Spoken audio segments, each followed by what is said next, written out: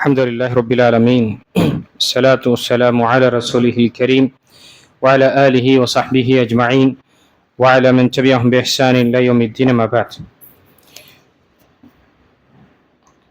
وعن أبي هريرة رضي الله عنه أن رسول الله صلى الله عليه وسلم ذكر يوم الجمعة وقال فيه ساعة لا يوافقها عبد مسلم وهو قائم يصلي يسأل الله شيئا إلا أعطاه إياه وأشار بيديه يقللها متفق عليه. இணைச்சுக்குரிய அல்லாஹ் அடியார்களே, நாம் தொடர்ச்சியாக ஜுமாவுடைய அதபுகள் சம்பந்தப்பட்ட பாடங்கள் பார்த்து கொண்டு வருகின்றோம். இன்று பார்க்கக்கூடிய கடைசி பாகம் 4வது பாடம், குறிப்பாக ஜுமா சம்பந்தப்பட்ட விஷயம் 210 தலைப்பில. இந்த ஹதீஸில் மீதமுள்ள இந்த ஜும்மாவுடைய சில ஒழுக்கங்களையும் ஜும்மாவில் இருக்கக்கூடிய சில சிறப்புகளை பற்றி இங்கு பார்க்க இருக்கின்றோம்.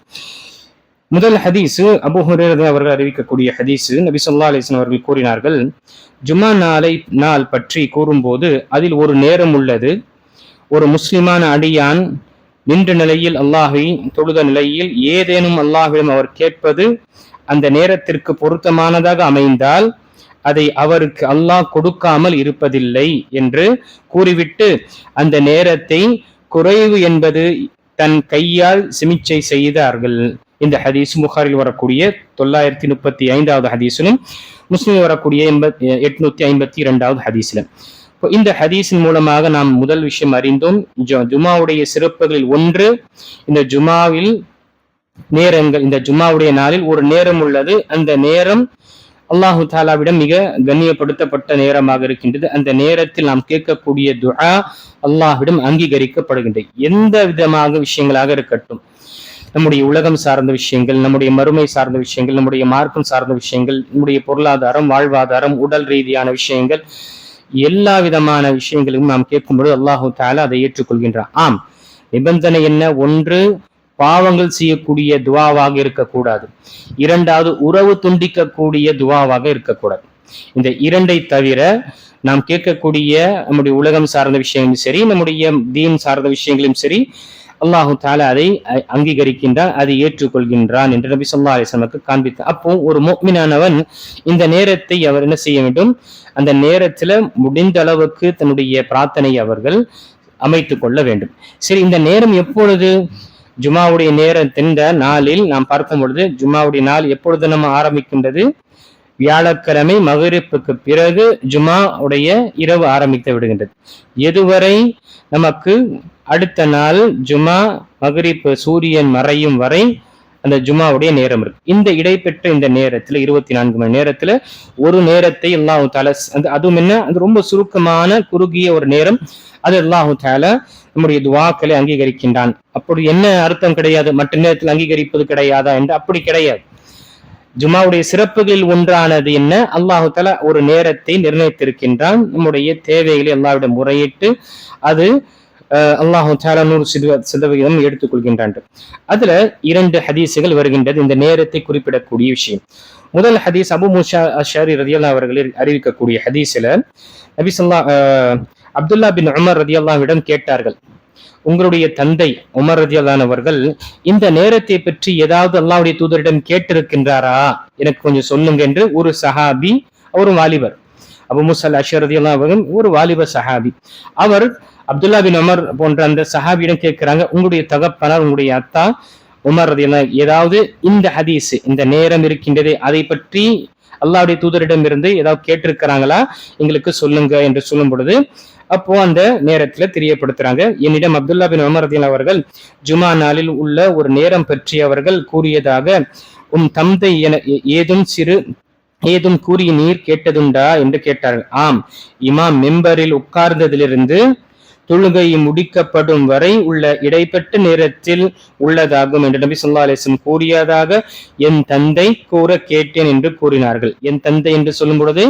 அப்துல்லா பின் உமர் ரலியல்லாஹு அவர்கள் தன்னுடைய தந்தை உமர் இப்னு கத்தாப் ரலியல்லாஹு அவர்களை குறிப்பிட்டு இங்கு தெரியப்படுத்துகின்றார்கள்.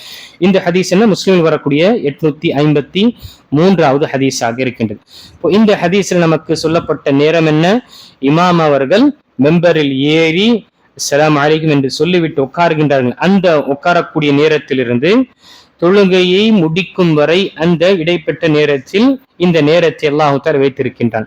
அப்படி என்று பார்க்கும் பொழுது நாம ஜுமா உரை நிகழ்த்தும் பொழுது எதுவுமே நம்ம துவா செய்ய முடியாது. அல்லாஹ் ஏன்னா ஜுமாவுடைய உரையை கேட்பது என்பது ஒரு கடமையானது.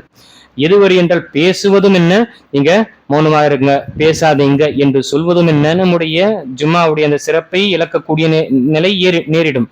அப்படிப்பட்ட நேரத்தில் என்ன, நம்மால் அங்கு துவா செய்ய முடியாது. ஆனால் என்ன, அதற்கு பிறகு அவர்கள் இரண்டு அமர்வுக்கு மத்தியில் அந்த இரண்டு ஜும்மாவுடைய மத்தியில் உட்காரக்கூடிய அந்த அமர்வாக இருக்கட்டும், அல்லது தொழுகை நிறைவேற்றும் பொழுது, ஏன்னா ஹதீஸ்ல என்ன இருக்கு, மனிதன் அடியான் தொழுத நிலையில் நின்ற நிலையில் அவன் கேட்கக்கூடிய துவா, தொழுத நிலையில் தொழுகை நிறைவேற்றக்கூடிய நிலையில் கேட்கக்கூடிய துவா என்று அந்த ஹதீஸ்ல பார்க்கும் பொழுது நமக்கு பிரத்யேகமாக நம்முடைய இந்த ஃபரதான தொழுகையில ஜும்மாவுடைய இந்த தொழுகையில் கேட்கப்படக்கூடிய சலாம் சொல்வதற்கு முன்னால் கேட்கப்படக்கூடிய துவா அல்லாஹ்விடம் மிக அதிகமாக அதை அங்கீகரிக்கக்கூடிய ஒரு நிலையாக இருக்கும் என்று நாம் புரிந்து கொள்ளலாம். அதனால்தான் இன்னொரு ஹதீஸிலும் நாம் பார்க்கும் பொழுது அல்லாஹுடைய தூதர் ஸல்லல்லாஹு அலைஹி வஸல்லம் தெரியப்படுத்தினார்கள். முஸ்லிமில் வரக்கூடிய 744வது ஹதீஸ்ல, அக்ரபு மா யகூனுல் அப்து இந்த ரப்பிஹி வஹுவ சாஜிதுன், அடியான் தன்னுடைய இரட்சகனிடம் மிக நெருக்கமாக எப்பொழுது இருப்பான் என்றால் அவன் சஜ்தாவில் இருக்கும் பொழுது, தொழுகையில் சஜ்தாவில் இருக்கும் பொழுது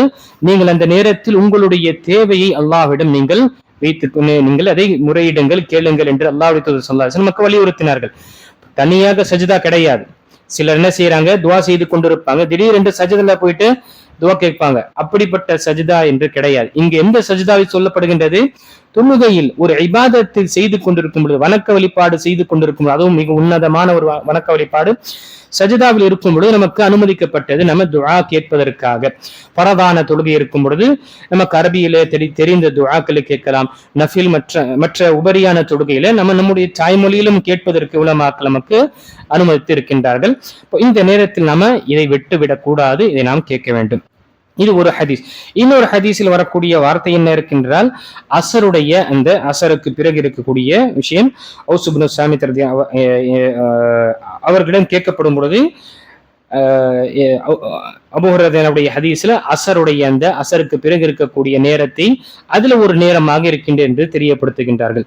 அப்போ சிறந்தது மற்ற ஹதீஸ்கள் நாம் பார்க்கும் பொழுது இந்த இரண்டு நிலை இருக்கும். ஒன்று, இமாம் உட்கார்ந்ததிலிருந்து தொழுகையை முடிக்கும் வரை, ஜும்மாவுடைய தொழுகை முடிக்கும் வரை அது இடைப்பட்ட நேரத்துல கேட்கக்கூடிய துஆ அல்லாஹ் தஆலா அங்கீகரிக்கின்றான். இன்னொரு ஹதீஸ்ல அசருக்கு பிறகு மகரிப்புக்கு முன்னால் இடைப்பட்ட அந்த நேரத்துல ஒரே சில, அது மிகவும் என்ன குறைவான ஒரு நேரமாக இருக்கின்றது. அந்த நேரத்தில் நாம இழந்து விடக் கூடாது. நாம என்ன செய்யறோம், அதுல தான் பிஸியாக இருக்கிறோம். ஜும்மா அன்றே கணிச்சுக்குரிய எல்லா ஹெடியார்களே, ஜும்மா நாள் துஆவுக்காக பிரத்யேகமாக நாம நம்முடைய நேரத்தை நாம அமைத்துக் கொள்ள வேண்டும். அந்த அந்த அல்லாஹ் தஆலா நபி ஸல்லல்லாஹு அலைஹி வஸல்லம் நிர்ணயித்த அந்த நேரத்தை அடைவதற்காக முயற்சி செய்ய வேண்டும். இது நாம பார்க்கும் பொழுது சவுதியாவில் இதுல பிராக்டிக்கலா நடத்தப்படுகிறது. நான் இதற்கு முன்னாலும் தெரியப்படுத்துறேன். ஏன்னா நான் பார்த்த விஷயம், அந்த நாட்டிற்கு பார்த்த விஷயங்கள் நான் தெரியும். அல்ஹம்துலில்லாஹ் மற்ற நாடுகளும் இருக்கும். அங்கு அசருக்கு பிறகு அங்கு சுப்ஹானல்லாஹ் அந்த துஆ கேட்கக்கூடிய பேத அவர்கள் செய்யக்கூடியவர்களாக இருந்தார்கள். இப்போ இது என்ன, இந்த ஜும்மாவுடைய சிறப்பில் ஒன்று. கடைசியாக ஒரு துஆவுடைய விஷயங்கள் பார்க்கும் பொழுது கணித்துக்குரியவர்களே, அல்லாஹ்வுடைய தூதர் ஸல்லல்லாஹு அலைஹி வஸல்லம் மீது அதிகமாக ஸலவாத்தை ஓதுவது, ஸலவாத்தை அனுப்புவது, தரூதை ஓதுவது என்ன ஜும்மாவுடைய ஒரு சிறப்பு அமல்களில் ஒன்றாக இருக்கின்றது. நபி ஸல்லல்லாஹு அலைஹி வஸல்லம் ஜும்மாவில் பொதுவாகவே அல்லாஹ்வுடைய தூதர் ஸல்லல்லாஹு அலைஹி வஸல்லம் மீது ஸலவாத்தை நம்ம ஓதுவதும் அனுப்புவது என்பது என்ன வலியுறுத்தப்பட்டது. ஏனென்றால் அல்லாஹ்வுடைய தூதர் ஸல்லல்லாஹு அலைஹி வஸல்லம் நமக்காக செய்த தியாகங்களும், இந்த மார்க்கத்திற்காக செய்த தியாகங்களும், அந்த மார்க்கத்தை தன்னுடைய முழுமையாக ஒப்படைத்த மற்றும் தனக்காக அவர்கள் சுப்ஹானல்லாஹ் அந்த உம்மத்தை எப்படியாவது நரகத்திலிருந்து விடுவிக்க வேண்டும் என்ற அந்த துடிப்புடன் அந்த கவலையுடன் தான் அவர்கள் வாழ்ந்தார்கள். அது மட்டுமல்ல, அவருடைய மௌத்துக்கு பிறகும் மறுமையில் எழுப்பப்படும் பொழுதும் என்ன, இந்த உம்மத்தை பற்றி தான் கவலைப்படுவார்கள். அப்படிப்பட்ட அந்த நபியுடைய கடமைகள் நம் மீது அதிகமாக இருக்கு. அவர்களுடைய கடமைகள் பார்க்கும் பொழுது நம் மீது என்ன பொறுப்பு அதிகமாக இருக்கு. அதில் ஒன்றுதான் என்ன, அவர்கள் மீது அதிகமாக தரூதை ஸலவாத்தை நாம் ஓத வேண்டும். சிறந்த வார்த்தை என்று பார்க்கும் பொழுது தரூதுடைய விஷயங்கள் ஹதீஸில் வரக்கூடிய வார்த்தை, நம்ம அத்தஹியாத்துக்கு பிறகு ஓதக்கூடிய ஸலவாத். அல்லாஹும்ம ஸல்லி அலா முஹம்மத் வ அலா ஆலி முஹம்மத் கமா ஸல்லைத அலா இப்ராஹிம் வ அலா ஆலி இப்ராஹிம் இன்னக ஹமீதும் மஜீத். மிக குறைவானது பார்க்கும் பொழுது ஸல்லல்லாஹு அலா முஹம்மத் ஸல்லல்லாஹு அலைஹி வஸல்லம் அல்லது ஸல்லல்லாஹு அலா முஹம்மத் என்று சொல்வது என்ன? மிக சுருக்கமானதாக இருக்கு. இதை நாம் ஒரு தடவை கூறும் பொழுது ஹதீஸில் வரக்கூடிய வார்த்தை, அல்லாஹு தஆலா நம் மீது 10 தடவை அவனுடைய இரக்கத்தை, அவனுடைய கருணையை அவன் இறக்குகின்றான். ஹதீஸில் வரக்கூடிய வார்த்தை, நபி ஸல்லல்லாஹு அலைஹி வஸல்லம் சொல்லக்கூடிய ஹதீஸ்ல, மன் ஸல்ல அலைய ஸலாத்தன், என் மீது யார் ஒரு தடவை ஸலவாத்தை அனுப்புகின்றார்களோ, ஓதுகின்றார்களோ, ஸல்லல்லாஹு அலைஹி பிஹா அஷரா, அவன் மீது அல்லாஹு தஆலா 10 தடவை என்ன செய்கின்றான்? அவனுடைய அருளையும் அவனுடைய இரக்கத்தை. இங்கு ஸலவாத் என்றால் என்ன? அல்லாஹ்வுடைய தூதருக்காக நாம பிரார்த்திப்பது, அவர்களுக்காக ஒரு பரிந்துரை செய்யக்கூடியதற்காக நம்ம செய்யப்படக்கூடிய பரிந்துரை. அல்லாஹ்வுடைய தூதருக்கும் ஒவ்வொரு முஃமின்கள் செய்றாங்க, பரிந்துரை செய்யறாங்க. என்ன பரிந்துரை செய்யறாங்க? என்ன சிபாரிசு செய்யறாங்க? யா அல்லாஹ், அவர்களுக்கு மகாம மஹ்மூதா என்ற அந்த புகழுக்குரிய அந்த இடத்தை, அந்த வசீலா என்று பரிந்துரை செய்யக்கூடிய, ஷஃபாஅத்துல் உதுமா என்று சொல்லக்கூடிய மிகப்பெரிய ஒரு அந்த வாய்ப்பை, ஷஃபாஅத் செய்யக்கூடிய அந்த பாக்கியத்தை நீ கொடுப்பாயாக என்று ஒவ்வொரு முஃமினும் அதானுக்கு பிறகு இருக்கக்கூடிய துஆவில் சொல்கின்றார்கள். அதே போல அவர்கள் மீதும் அவருடைய குடும்பத்தார் மீதும் அல்லாஹ் உன்னுடைய கருணையும் இரக்கத்தையும் இறக்குவாயாக என்று நாம கேட்கின்றோம். அதற்கு பதிலாக அல்லாஹு தஆலா நம் மீது என்ன செய்யணும்? ஸல்லல்லாஹு அலைஹி பிஹாஷ். அங்க என்ன அர்த்தம்? அங்கு அல்லாஹுடைய ஸலவாத் என்றால் அல்லாஹு தஆலா அவன் அந்த அடியாரை புகழ்கின்றான். யாரிடம் அவன் புகழ்கின்றான்?